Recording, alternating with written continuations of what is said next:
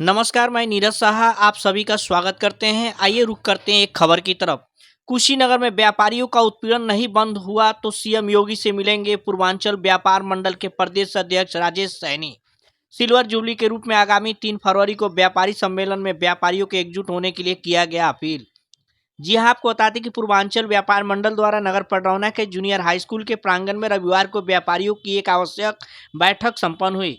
इसमें आगामी 2025 नए वर्ष में 3 फरवरी को पडरौना नगर में व्यापारी सम्मेलन को सिल्वर जुबली के रूप में ऐतिहासिक तौर पर मनाने का निर्णय लिया गया।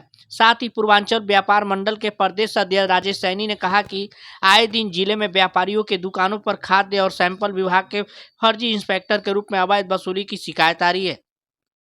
उन्होंने जनपद के सभी व्यापारियों से अपील किया है कि बिना पहचान पत्र दिखाए किसी को भी अधिकारी बताने वाले को किसी प्रकार की खाद्य से जुड़ी सामानों का सैंपल न दे। वहीं श्री सैनी ने बताया कि व्यापारियों का उत्पीड़न बंद नहीं हुआ तो शीघ्र ही प्रदेश के मुख्यमंत्री योगी आदित्यनाथ से मिलकर व्यापारी हित की समस्याओं को लेकर मिलकर अवगत कराएंगे।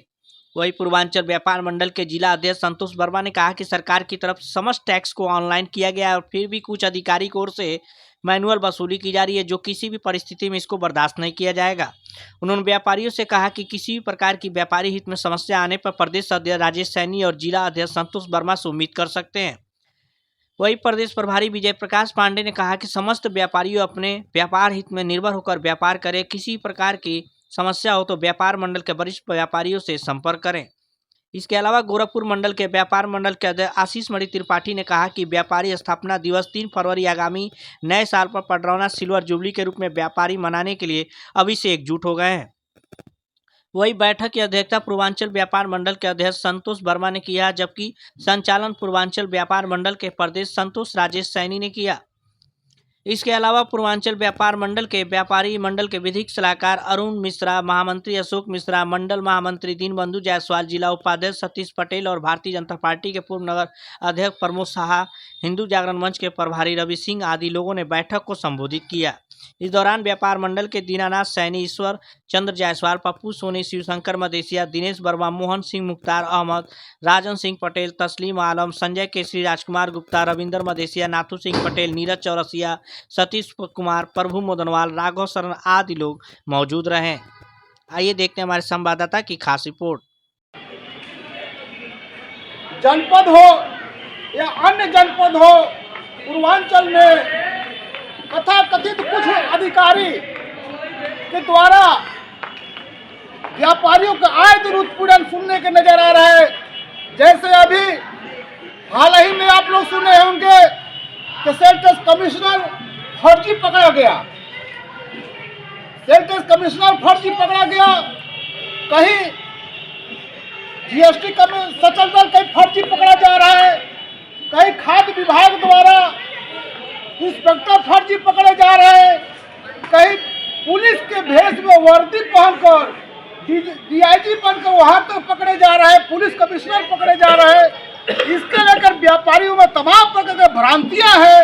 इसी के लेकर आज पूर्वांचल व्यापार मंडल बैठक कर रहा है, ताकि ये जागरूकता अभियान में की एक कड़ी है कि व्यापारियों को जागरूक करना। इसी संदर्भ में हम लोग ये व्यापारियों को जागरूक करने के लिए, जैसे खाद्य विभाग हुआ,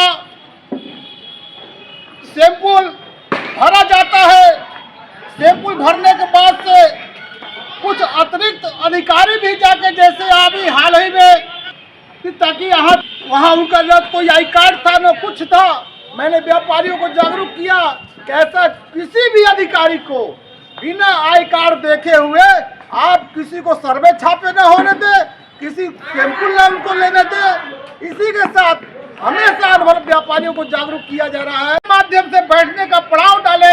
मैं तो कहता हूँ एक अपने हिसाब से समोच कार्यक्रम करावे, व्यापारियों को करा के एक जागरूक करे। कि व्यापारियों का उत्पीड़न हो रहा है कुछ अधिकारियों के द्वारा, उसमें इन्होंने ये प्रकाशित नहीं किया कि सरकारी अधिकारियों के द्वारा उत्पीड़न हो रहा है।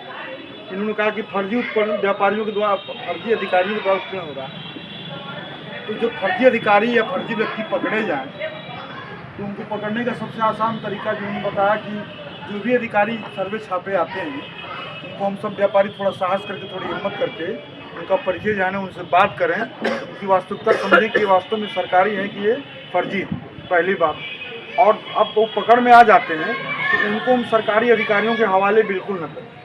अगर बिल्कुल व्यापार मंडल से जुड़े हैं और व्यापारियों के हित की चिंता करते हैं, उनकी सुरक्षा और समीक्षा की बात करते हैं, तो लगे हाथ उनको वहाँ तक पहुँचाएं जहाँ पे उनको जाना चाहिए, फर्जी अधिकारी कर्मचारी के रूप में। उनकी हम पकड़ियार बाजार में बैठे थे व्यापारियों के बीच में, एक व्यापारी बंधुओं से हम बात किए कि आप हमारे संगठन में जुटिए, तो उन्होंने एक ही क्वेश्चन पूछा कि फ़ायदा क्या है। हमने कहा अरे भाई आप दुकान चलाते हैं, इसमें अच्छे भी सामान हो सकते हैं, कुछ बुरे भी सामान हो सकते हैं, कुछ ऐसा होता है सामान रखे रखे ख़राब भी हो जाता है, अधिकारी आ जाता है और अधिकारी आकर के आपको ताड़ना करता है, सैंपल भरता है, आप तबाह हो जाते हैं। कई लोगों से कहते हैं कोई आपकी मदद नहीं करता है और आपसे पैसा लेके चला जाता है। तो कहता है हाँ ये तो बात सही है।